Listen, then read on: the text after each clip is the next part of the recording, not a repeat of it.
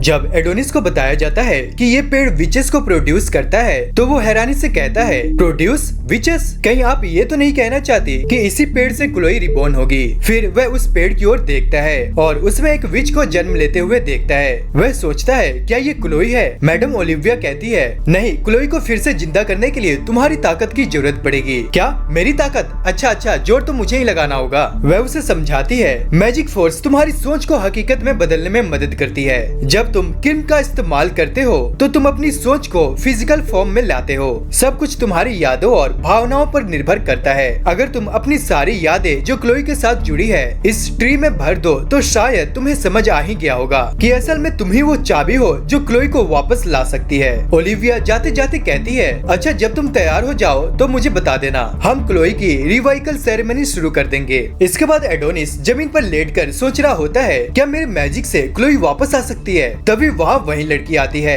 जिसने उसे बचाया था। एडोनिस कहता है, तुमने मुझ पर डुप्लीकेट मैजिक कास्ट किया था, है ना? वो लड़की पूछती है, अच्छा, तुम्हें मुझसे कुछ कहना नहीं? क्या कहूँ, थैंक यू। वो लड़की गुस्से में बोलती है, तुम्हें कोई एहसास नहीं, डरोका ने तुम्हारे लिए अपनी जान तक दे दी। अब एडोनिस नाराज होकर बोलता है, इट्स नॉट माई प्रॉब्लम, ये सब तुम्हारा प्लान था और अब तुम मुझ पर गुस्सा निकाल रही हो। अब वो लड़की गुस्से से बोलती है, तुम सब इंसान एक जैसे ही होते हो। तुम्हें लगता है कि तुम अपनी मास्टर को जिंदा कर सकते हो, पर हमें ये समझ नहीं आता कि हम तुम्हारे लिए अपनी जान क्यों दे। एडोनिस कहता है, मुझे पता है तुम सब ऐसा क्यों कर रहे हो, क्लोई का इस्तेमाल करने के लिए, है ना? मैं इतना भी भोला नहीं हूँ। दोस्तों, तभी एक हमें फ्लैशबैक में रोका की आवाज सुनाई देती है। सारी विचेज क्लोई को यूज करने की प्लानिंग कर रही है। जब वो जिंदा हो जाए तो उसे लेकर भाग जाना। एडोनिस कहता है, अगर ये जगह विचेज के लिए इतनी ही शांति वाली है तो इंसानों को क्यों कैद करके रखा गया है? उन्हें क्यों फोर्स करके मैजिक सिखाया जा रहा है ताकि वो तुम्हारी ताकत बन जाए और वो किल वो सिर्फ क्लोई ही बना सकती है, इसीलिए तुम उसे वापस लाना चाहते हो, है ना? अब वो लड़की रोते हुए बोलती है, प्लीज हमारी मदद करो। एडोनिस कहता है, अगर क्लोई ने तुम्हें एक्सेप्ट कर लिया तो ठीक, नहीं तो तुम सब मेरे दुश्मन होगे। अब दोस्तों, सेरेमनी स्टार्ट होती है और मैडम ओलिविया बोलती है, अब तुम्हारा काम है क्लोई को जिंदा करना। तभी एडोनिस नॉस्टैल्जिक मेमोरी नाम का स्पेल कास्ट करता है और वो अपनी सारी यादें क्लोई के साथ बिताए पल उस पेड़ में डाल देता है, जैसे तारों के बारे में, क्लोई की बातें, क्लोई के जख्म और उसका प्यार। एडोनिस कहता है, मैं तुम्हारे बिना नहीं रह सकता क्लोई। तभी एक काकून चमकने लगता है और एक आवाज आती है, थैंक यू। लेकिन दोस्तों, जब काकून टूटता है तो बाहर क्लोई नहीं बल्कि डरोका निकलती है और एडोनिस बोलता है, आई लव यू क्लोई, लेकिन मुझे माफ करना, मैं नहीं चाहता कि तुम फिर से वही दर्द सहो। ये दुनिया तुम्हारे लायक नहीं है। असल में दोस्तों, एडोनिस ने मैजिक को रिवर्स कर दिया था। उसने नेस्टेड मेमोरीज रिप्लेस सेल का यूज किया और डरोका को जिंदा कर दिया। तभी दोस्तों, डरोका उसकी बाहों में गिर जाती है और तभी एडोनिस कहता है, मैंने तुम्हें इसलिए वापस लाया क्योंकि तुमने मेरी जान बचाई थी। अब हमारा हिसाब बराबर। अब डरोका उठती है और वो देखती है कि उसने कपड़े नहीं पहने और वो शर्माती है। एडोनिस उसे कपड़े देता है और कहता है, प्लीज अपना मुंह बंद रखना। मैडम ओलिविया गुस्से में पूछती है, तुमने ऐसा क्यों किया? हम तुम्हारे लिए क्लोई को जिंदा कर रहे थे।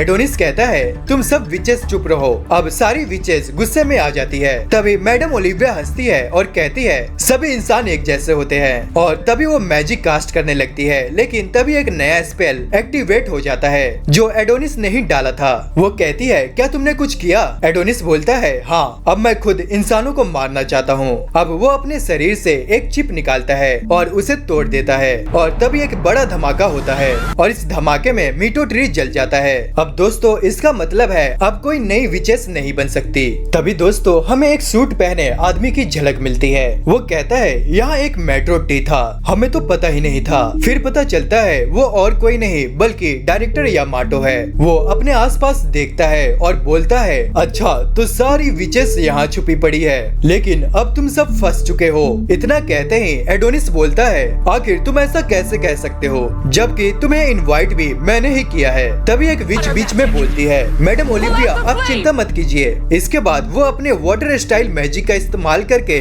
मीटो ट्री की आग बुझाने लगती है, लेकिन तभी एक सोल्जर आता है और उसके सिर को बीच से काट देता है और ये देखकर सारी विचेस बुरी तरह से डर जाती है। लेकिन मैडम ओलिविया का आदेश मिलते ही सारी विचेज आयरन सूट पहन लेती है और लड़ाई करने के लिए पूरी तरह से तैयार हो जाती है। इधर यामाटो सीधे एडोनिस पर हमला कर देता है, जिससे एडोनिस थोड़ा जख्मी हो जाता है, लेकिन एडोनिस यामाटो की गन छीन लेता है और उसी गन से लगातार फायरिंग शुरू कर देता है। गोलियों से तो यामाटो का कुछ नहीं होता, लेकिन उसका सूट बुरी तरह से डैमेज हो जाता है। तभी डरोका उसे रोकने की कोशिश करती है। दूसरी ओर हम देखते हैं कि विचेस अपनी अलग अलग पावर से सोल्जर से भिड़ रही होती है। कोई कास्ट में जमाकर मार रही होती है तो कोई अपने स्नेक मैजिक से सबको खत्म कर रही होती है। तभी हम मैडम ओलिविया को देखते हैं जो हवा में सोल्जर्स को उड़ा देती है। सोल्जर्स उस पर गोलियां चलाते हैं, लेकिन एक भी गोली उसे छू नहीं पाती। तभी लेडी ओलिविया सब सोल्जर्स को एक जगह चिपका कर एक बड़ी गेंद बना देती है और फिर अपने मैजिक डेथ गेम से सभी सोल्जर्स को एक साथ खत्म कर देती है।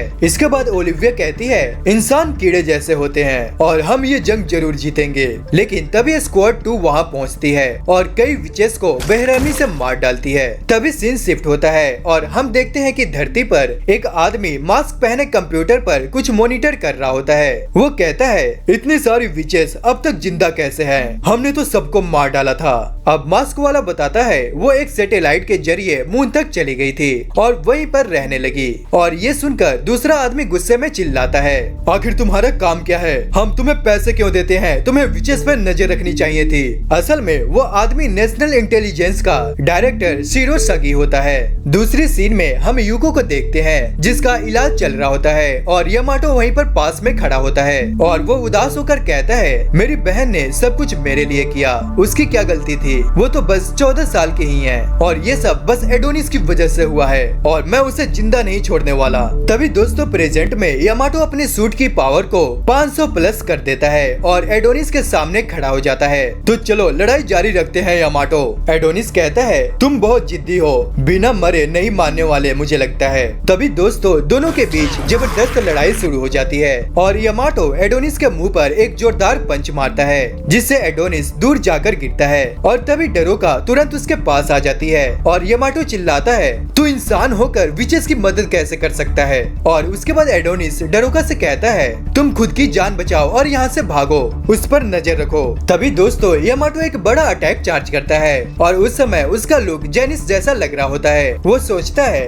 ये सब खत्म होने के बाद हम कहीं शांति से रहेंगे और तभी वो अटैक करता है और इस अटैक का नाम होता है एंटी विच लाई गिरी। इस अटैक से वो लगभग सभी विचेस को बीच से काट देता है, यहाँ तक कि मैडम ओलिविया को भी। और दोस्तों डरोका भी बच नहीं पाती, लेकिन असल में वो बच जाती है क्योंकि एना वहाँ पर पहुँच जाती है। असल में दोस्तों एना ने डेथ कैंसिल मैजिक से एक डुप्लीकेट डरोका बनाई थी जो मरी नहीं और असली डरोका बच गई। तभी एना कहती है थैंक यू मेरे दोस्त बनने के लिए और फिर एना डरोका के सामने मारी जाती है।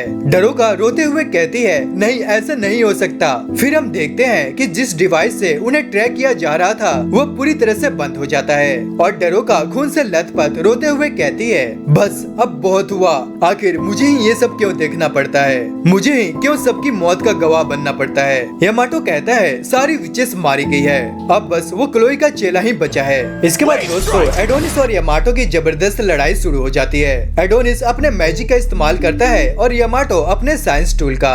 एडोनिस अपने पंच से यामाटो की तलवार तोड़ देता है, लेकिन दूसरा पंच यामाटो पकड़ लेता है और वो अपनी तलवार को रीजनरेट करता है और एडोनिस पर हमला करता है। तभी एडोनिस कहता है साइंस भी उतना ही ट्रिकी है जितना मैजिक। तभी यामाटो जवाब देता है बिल्कुल तुम्हारी जादू की तरह। कुछ विचेस अभी भी जिंदा होती है। मैडम ओलिविया कहती है हार मत मानो, अभी भी उम्मीद है। लेकिन एक विच कहती है अब कुछ नहीं हो सकता, मीटो ट्री जल चुका है, सब कुछ खत्म हो गया है। तभी यामाटो एक बाउंडर कास्ट करता है जो सिर्फ खून से बना होता है और लाइटनिंग से घिरा होता है और एडोनिस जैसे ही पास आता है यामाटो उसकी बॉडी में तलवार घुसा देता है, लेकिन वो तलवार थोड़ी साइड में लगती है जिससे एडोनिस बच जाता है। तभी एडोनिस समनिंग मैजिक से एक बड़ी तलवार बुलाता है और यामाटो का हाथ काट देता है, लेकिन यामाटो की फिर से हाथ बनने लग जाती है और खून वहीं पर रुक जाता है। एडोनिस कहता है बदले की आग तुम्हारी और मेरी आंखों में एक जैसी है। यामाटो जवाब देता है तुम बहुत खतरनाक हो, तुम्हें जिंदा नहीं छोड़ सकता।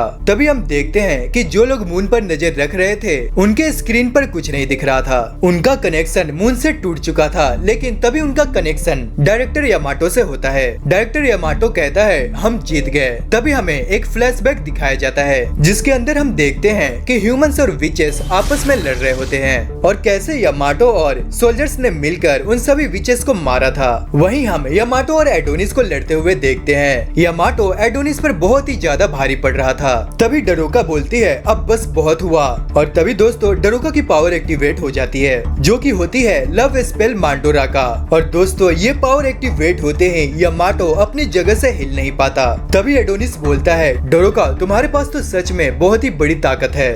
तभी दोस्तों हम डोरोका को देखते हैं, उसे चारों तरफ से सोल्जर्स ने घेर रखे होते हैं, पर वो सोल्जर्स अपनी जगह से हिल नहीं पाते क्योंकि वो स्पेल उनके ऊपर भी कास्ट हुआ था। तभी डोरोका डायरेक्टर यामाटो से पूछती है, तो तुम ही हो ना इन सबके लीडर? मेरा नाम है डोरोका और तुम्हारा नाम क्या है? तभी यामाटो अपना नाम बताता है। यामाटो कुछ उससे बोलना नहीं चाहता था, पर स्पेल कास्ट होने की वजह से वो अपना नाम बताता है। तभी वो सोचता है इस लड़की की पावर सच में बहुत ही ज्यादा खतरनाक है। तभी एडोनिस कहता है, वाह डोरोका तुमने तो कमाल कर दिया, तो चलो डोरोका हम इसे खत्म कर देते हैं और इसका सर धड़ से अलग कर देते हैं। तभी दोस्तों यामाटो घबरा जाता है और वो डोरोका से कहता है, प्लीज तुम इसे हटाओ नहीं तो मैं तुम्हें खत्म कर दूंगा। तभी डोरोका कहती है, तो चलो हाथ मिला लेते हैं और इस लड़ाई को यहीं पर खत्म करते हैं। पर दोस्तों एडोनिस यहाँ पर हैरान हो जाता है। तभी डोरोका यामाटो से कहता है, अगर तुम विचेस को कुछ नहीं करोगे और एडोनिस को जाने दोगे तो मैं ये स्पेल को यहीं पर हटा दूंगी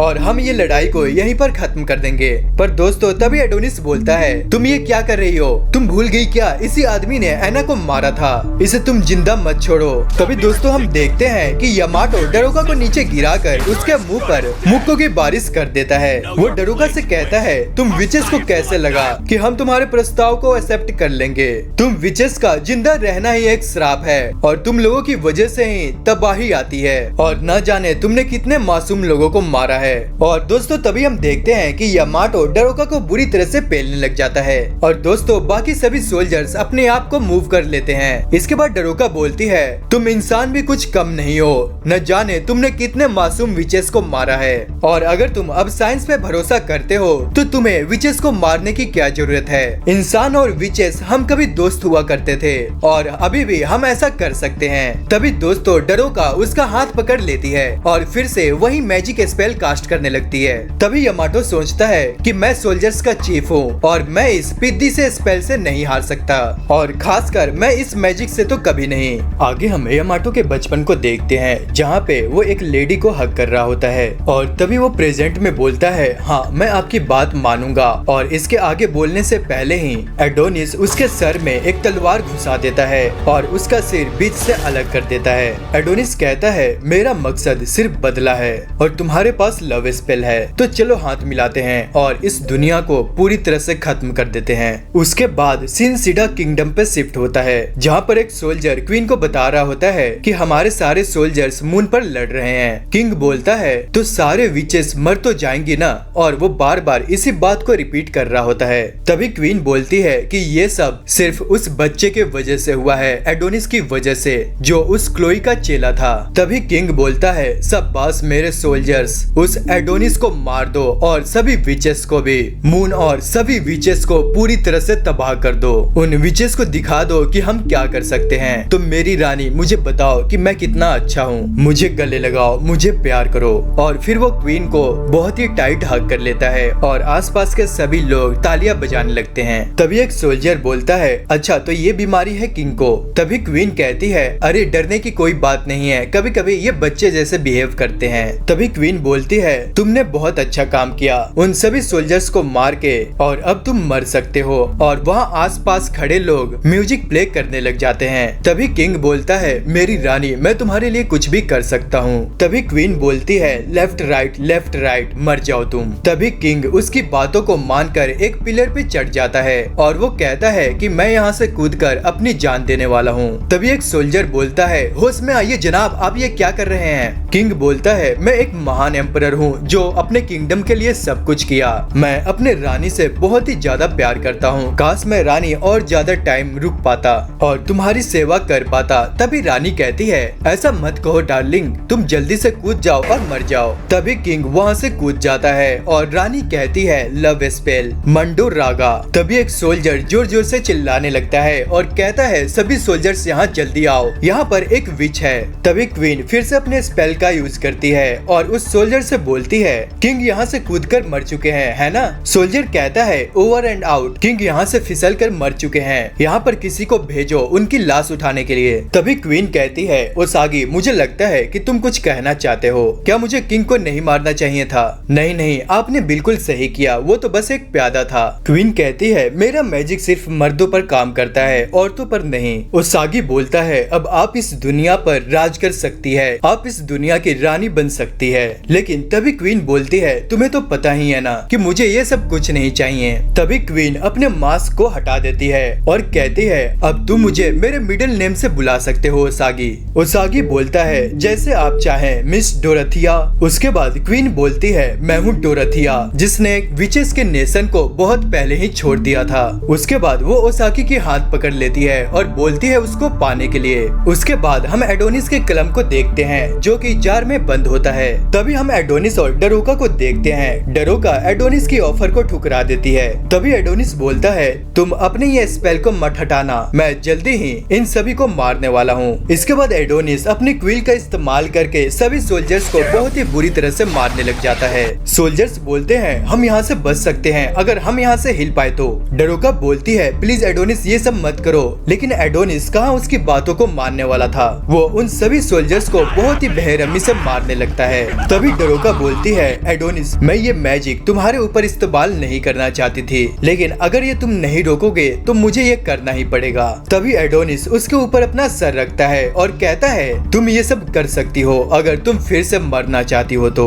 फिर वो वहाँ से जाकर बाकी सभी सोल्जर्स को बहुत ही बेरहमी से मारने लग जाता है। डरोका एडोनिस को रोकती है और बोलती है एडोनिस प्लीज ऐसा मत करो, तुम्हारा बदला कब जाने ह्यूमंस का बदला बन जाएगा। एडोनिस कहता है अपना मुंह बंद रखो और जो मैं कर रहा हूँ उसे करने दो। डरोका कहती है मैं थक चुकी हूँ इस खून खराबे से, लेकिन एडोनिस उसकी कोई भी बात नहीं सुनता और वो सभी सोल्जर्स को जान से मार देता है। इसके बाद वो यामाटो के पास जाता है और उसके सर को उठाता है और उस पर एक मैजिक का इस्तेमाल करता है। तभी हमें अर्थ का एक सीन दिखाया जाता है जहाँ पर मून से उनका कनेक्शन टूट चुका था और पूरी लाइट भी जा चुकी थी। लेकिन तभी स्क्रीन पर यामाटो आता है। वो कहता है हम इस फाइट को जीत चुके हैं, तो जाओ ये बात हमारी किंग को बता दो। लेकिन इस फाइट में मैंने अपने सभी सोल्जर्स को खो दिया है, लेकिन कोई भी विचेस जिंदा नहीं है, मैं अकेला ही अर्थ पर वापस आऊंगा। तभी एक लेडीज जो व्हील चेयर पर बैठी होती है वो सोचती है ये चीज यामाटो नहीं हो सकती,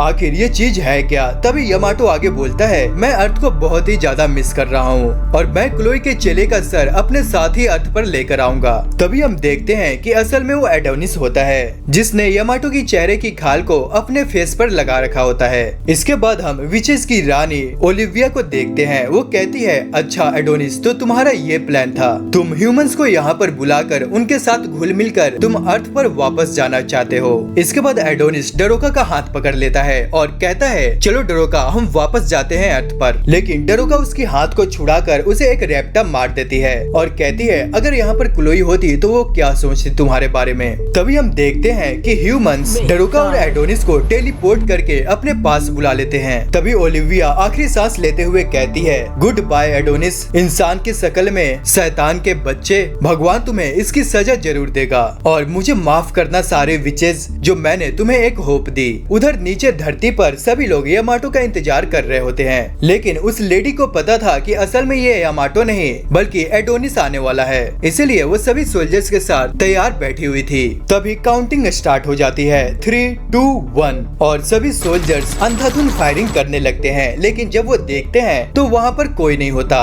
असल में वो दोनों कहीं और टेलीपोर्ट हो गए थे और वो लोग उन्हें ट्रैक भी नहीं कर पा रहे थे। दूसरी ओर हम डरोका और एडोनिस को देखते हैं जो अर्थ पर कहीं और टेलीपोर्ट हो चुके थे। एडोनिस कहता है देखो हम यहाँ हैं और हम छोटे से छोटे कदम रखकर ह्यूमंस का खात्मा कर सकते हैं। तभी आगे हमें वापस से टेलीपोर्ट वाला सीन दिखाया जाता है जहाँ पर डरोका एडोनिस से कहती है कि देखो वहाँ पर कुछ विचेस अभी भी जिंदा है, पर एडोनिस उसकी बातों को इग्नोर करता है और वो यामाटो की फोन को कहीं और पर उन उन दोनों को टेलीपोर्ट होने की कमांड देता है और इसी वजह से ये दोनों यहाँ पर टेलीपोर्ट हुए थे। तभी एडोनिस बोलता है, देखो मैं यहाँ से आगे बढ़कर पहले छोटे मोटे गाँव को तबाह करूंगा और फिर धीरे धीरे मैं पूरी दुनिया के इंसानों को मार दूंगा, पर इन सबसे पहले मैं खुद को दवाइयों की मदद से हील करूंगा। लेकिन डरोका वहाँ पर चुपचाप बैठी होती है। वो कहती है, प्लीज प्लीज मुझे वापस वहाँ पर छोड़ दो।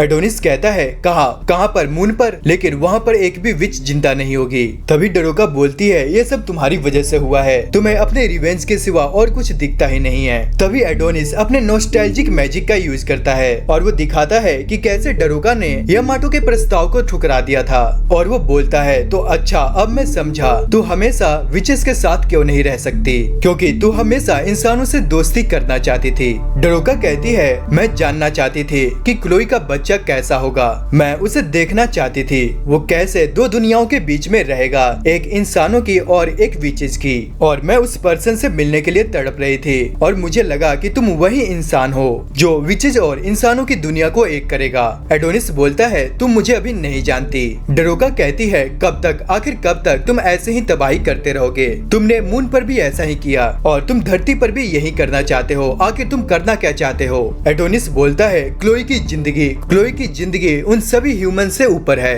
इन लोगों ने मुझे क्लोई से अलग किया और अब मैं इन लोगों की दुनिया तबाह कर दूंगा। डरोका कहती है, आखिर तुम ये क्यों कर रहे हो? तुमने मून पर भी ऐसा ही किया, तुमने सभी विचेस को मरवा दिया। एडोनिस कहता है, अगर मैं ऐसा नहीं करता तो हम यहाँ पर नहीं होते। डरोका कहती है, आखिर तुम ऐसा कैसे कर सकते हो? हम सभी विचेस ने तुम्हें बचाने के लिए सब कुछ किया। तभी एडोनिस कहता है, बचाने के लिए? उन सभी इंसानों ने तुम सभी विचेस को मारा और तुम अब भी उनके साथ दोस्ती करना चाहती हो। डरोका कहती है, बदला, ये बदला तुम्हारे जख्मों को कभी भी नहीं बदलेगा। तभी एडोनिस कहता है, मुझे इससे कोई फर्क नहीं पड़ता, और वो डरोका को उठाकर जमीन पर पटक देता है। तो दोस्तों कैसी लगी आपको ये वीडियो? इसका नेक्स्ट पार्ट बहुत ही ज्यादा अमेजिंग होने वाला है। मुझे तो ये एनीमे बहुत ही ज्यादा इंटरेस्टिंग लग रहा है। अगर आपको इसका नेक्स्ट पार्ट चाहिए तो कमेंट में मुझे जरूर बताएं। और दोस्तों पिछले 2-3 हफ्तों से मेरी कोई भी वीडियो नहीं चल रही और आप लोग बिल्कुल भी सपोर्ट नहीं कर रहे, तो प्लीज यार ज्यादा से ज्यादा इसे शेयर करो और वीडियो को लाइक, चैनल को सब्सक्राइब और कमेंट करना ना भूलो।